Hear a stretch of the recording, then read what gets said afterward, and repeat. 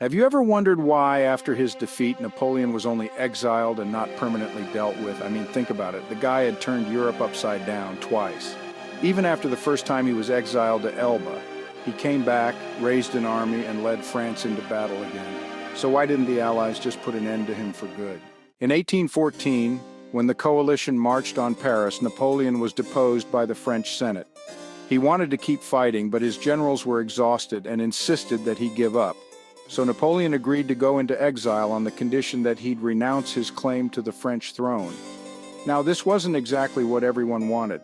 The British, for instance, were frustrated and felt he should have been imprisoned because they saw his entire reign as illegitimate.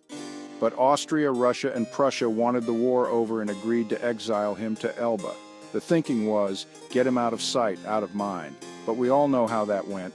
He escaped a year later, returned to France, and gathered support to march once again against the coalition. This time, when he lost, the Allies had to make a decision that would ensure he didn't come back a third time. And here's where things get complicated.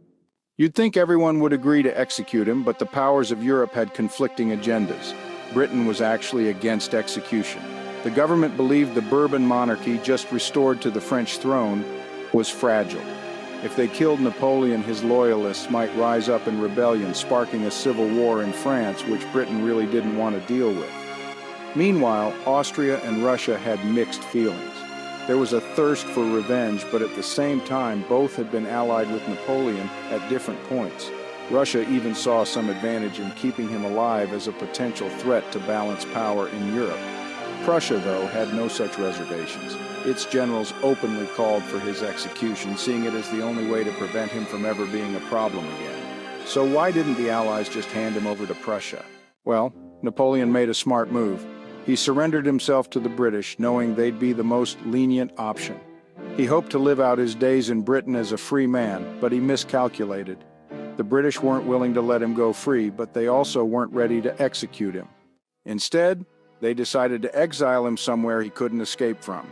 St. Helena, an isolated island in the South Atlantic.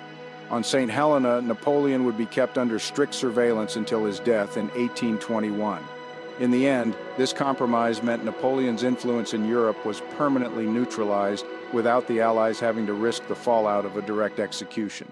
So, Napoleon's exile wasn't just a question of mercy. It was the outcome of political calculations, fears, and the desire to end years of conflict once and for all.